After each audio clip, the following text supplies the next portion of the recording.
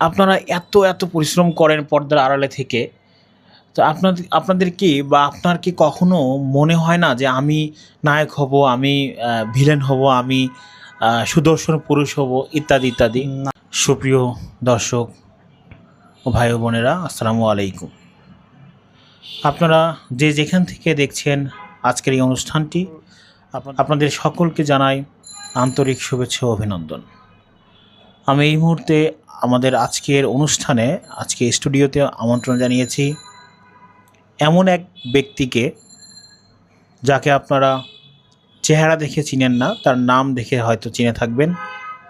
পর্দার আড়ালে থাকা যে সমস্ত মানুষগুলি আজকের এই চলচ্চিত্র জগৎকে এবং আরও মিডিয়া থেকে শুরু করে নানামুখী রঙিন জগৎটাকে যেভাবে রঙিন করে রাখতে সাহায্য সহযোগিতা করে, আপ্রাণ চেষ্টা করে, তাদের বিভিন্ন শিল্পায়ন, শিল্পীমনা গোপনে গোপনে এগুলো পরিচালনা করে থাকেন, তাদের মধ্যেই এমন একজন বিখ্যাত লোককে আমি আমার স্টুডিওতে হাজির করতে পেরেছি।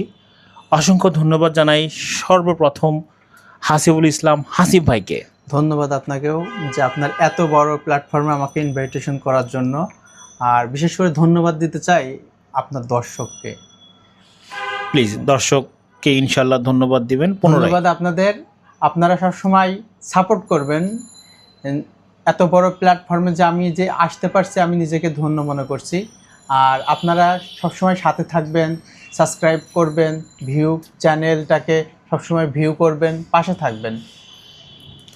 হাসিব ভাই, আপনাকে আমার পক্ষ থেকে একটি প্রশ্ন, এটা আমার না, শুধু দর্শকের পক্ষ থেকেও, যে আসলে আপনারা এত এত পরিশ্রম করেন পর্দার আড়ালে থেকে, তো আপনাদের কি বা আপনার কি কখনো মনে হয় না যে আমি নায়ক হব, আমি ভিলেন হব, আমি সুদর্শন পুরুষ হব, ইত্যাদি ইত্যাদি? না, আসলে এই গল্পটা এমন কিছু আছে যে আমরা ফোকাস হতে চাই না, আমরা ক্যামেরার পিছনে থেকে নিজেকে স্বাচ্ছন্দ্য বোধ করি।